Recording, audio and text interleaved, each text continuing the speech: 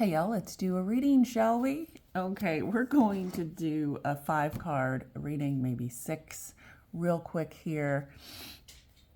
On the bottom, we have the Page of Cups. We have the Ten of Pentacles, the King of Pentacles, the Hermit, the 5 of Cups, and the Devil. This is for today, January 6th. 2025. We are focused this year on building communities to support us, to help us grow and thrive. And this reading very much speaks to the efforts of that and the isolation that we can feel when we are not in that frame of mind. Community is the one thing that's going to save us this year. So let's clarify a little bit here. I'm going to be picky and I'm going to choose what we need to focus on. The Ten of Pentacles is there to show us what's possible. The King of Pentacles there to show us what's possible within us. And the Hermit is there to start the warning of what can happen if we isolate ourselves too much in this energy. Give me a little bit more information on the Hermit.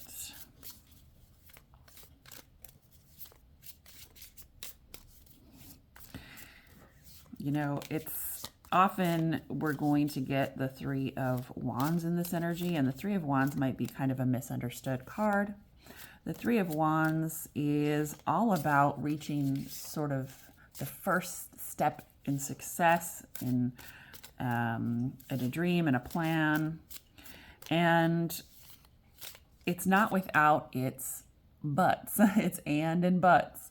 It has this level of celebratory energy and this achievement, but it also requires to move into the Four of Wands. It requires community and it requires partnership and third parties to be involved and mentorship and all of those things. We've got the Page of Cups here. The Queen of Wands, the Tower, and the Emperor. Okay, well, we've been talking about this a lot as well.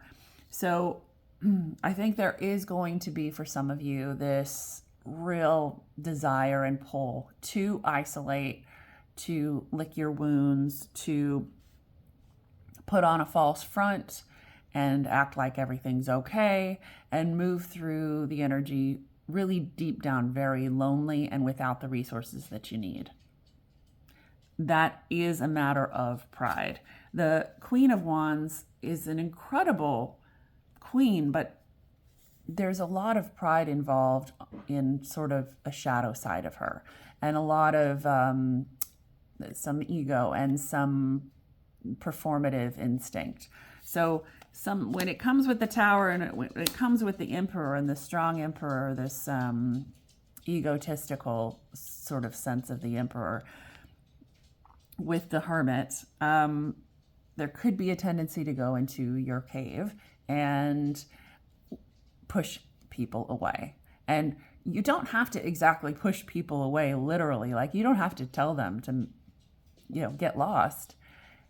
Ghosting is another way of pushing people away. Isolating is another way of pushing people away. Just not responding in general in life is pushing other people away. Your energy is repulsive to others if you're sitting in your ego and you're sitting alone and you're not opening your heart to other energies. Okay. All right. So that's the warning, right? That's the warning from the universe, is be careful that you don't do this, because the Five of Cups could happen. The Devil's a little bit more in your ear than usual. Let's see go ahead and explain the Five of Cups to us. What's with the Five of Cups? Why is the Five of Cups here, as if we don't know? I'm really taken by the images that I'm like, I've seen this card hundreds of times, but thousands maybe, but the framework with these hair-like, frames coming around the side, and the composition of the image itself is really speaking to me as sort of definitely a nest, but a hiding place. And the Five of Cups is hard. The Five of Cups is heartbreak and reminiscing. The Five of Cups is a little bit of a woe is me. In traditional decks, the Five of Cups really encourages us to open our hearts and be aware of more than our own pain, which would be the antidote to this, right? So I do have the Nine of Cups on the bottom. Guess what? The Eight of Cups, the Sun. I think, this is exactly what I was just saying. Like this heartbreak, there is an old, I forget where it comes from, but there's an old saying that's at home. I wish I could remember where it comes from. But there's a saying that, breaking your heart, it can either destroy you or it can just make your heart more open, right? So when your heart is broken, it can either shut you down or it can open you up even more to experiencing love and light in the universe. And you really, when we talk about free will, this is one of the many deep, deep free will conundrums we have. Often free will gets sort of cartoonized and characterized as this something that's very like, oh, well, I have free will. I'm going to choose to eat donuts instead of, brown rice. Yeah, that is free will, but free will goes a lot deeper than that. And free will goes a lot deeper than, well, I know I should text this person, but I'm not going to. That's free will decision. That's going to point you in a direction for sure. Or I know I should, go to the gym today, but I'm not going to. But what is even more important is when you do have a situation where the universe breaks you a little bit and then asks you, has that question, a formidable question, what will you do with this? Will it make you embittered? Will it make you egotistical? Will it make you self-centered? Will it make you hole away in your own little corner of the universe? Will it close you off? Or will you use your free will to choose to be open up more? Will it actually break you open instead of breaking you in? And that, my friends, really is a choice. It's a free will decision. And we don't give that type of experience enough credit to its positive influence on our life. We are all, hopefully, if you're lucky, you'll love someone so much that when you lose them, for whatever reason, it will break your heart. Do we deny that pain and close ourselves off? Or do we experience it, realize that we're lucky and blessed to have had it, and open ourselves up to more? That's a choice. So the universe here is inviting you to choose your 10 of Cups, walk into the sun. Use those heartbreaks and those losses as an opportunity to show what you're really made of and how much love you have to give. Universe isn't going to give you anything that you don't show that you have. So if you're walking around with your guard up and your hat strategically pulled over one eye and your ascot and you're in your own thing, you might have a lot of lovers, but you'll never really be loved. So just, you have to open up. Okay, getting a little emotional here, peoples. All right, the Devil. The devil is here. Let's go ahead and pull on the devil and see what other information we can get from the devil.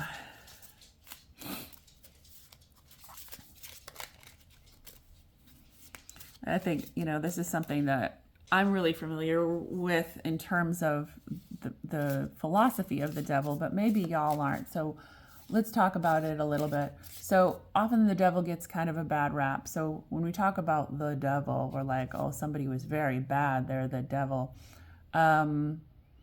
Or maybe we're being very serious in our religious sort of qualifiers of the devil, and maybe we're being very specific in particular cultures. But what the devil means in tarot is the devil is sort of your shadow side, and everybody has, sort of a devil shadow side, because it's just the negative energy that often comes up into your head. So if you ever think, oh man, that I really hate traffic, or that person, you flip off somebody in traffic. That's the shadow side. It exists for everybody. But also the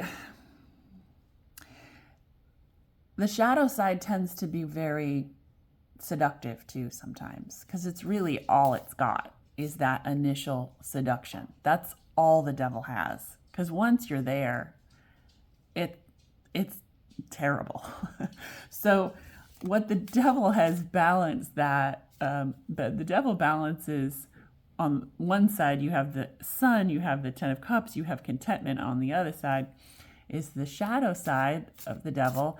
And the devil is very seductive because that's what he does. So you'll often see like the devil energy doesn't just come up and you say, okay, that's definitely. No, the devil energy is sometimes very spicy, very juicy. There's a lot of chisme. You get introduced by gossip. You get introduced by the algorithm. You get introduced by something, by money, by fame, and slowly you get into this.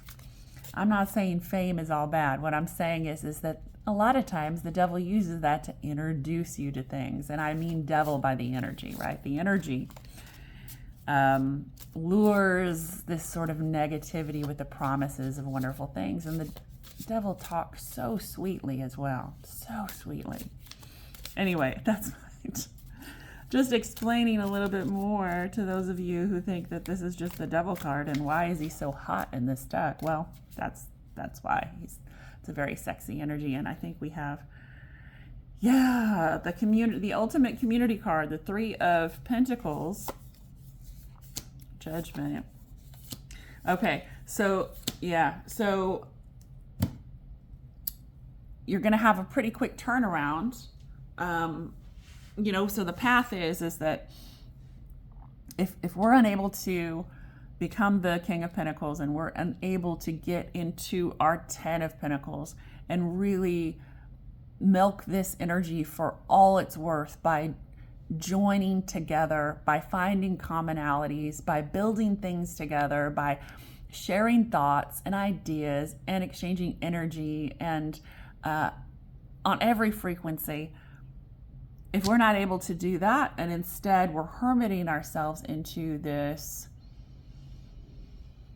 kind of heartbroken, shame, broken ego sort of soup in the cave, and we're telling everyone we're okay,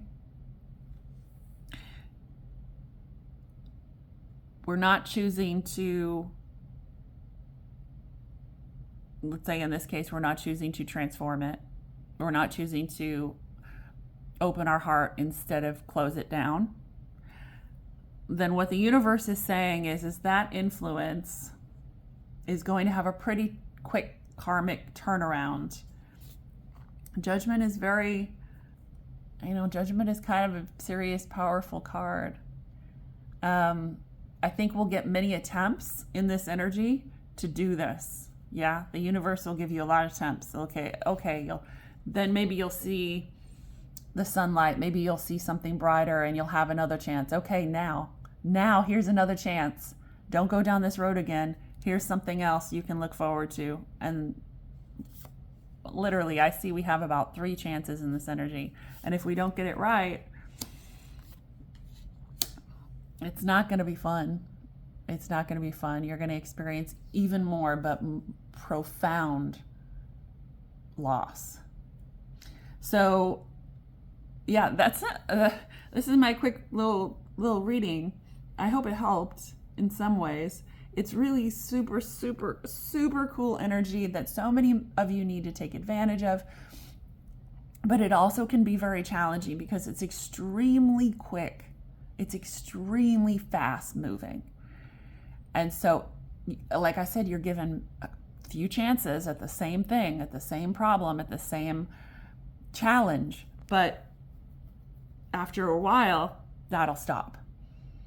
Yeah, so if you feel like you've been down this road before and you're going through and say, hey, this seems familiar. Have I done? Really look into that. Really look into that, because right now it's a time to break those patterns and break the behavioral sort of ditches and potholes that we get stuck in. Now's the time, because you can move fast with this energy. And so if you make changes, boom, you're gonna hit the ground running. If you make a change to anything, diet, how you treat people, the way in which you relate to people, your response, your work ethic, your timeliness, anything, if you make those changes, the universe is gonna be so encouraging. Like, you're gonna get wings, you're gonna get a toboggan sled, you're gonna go fast.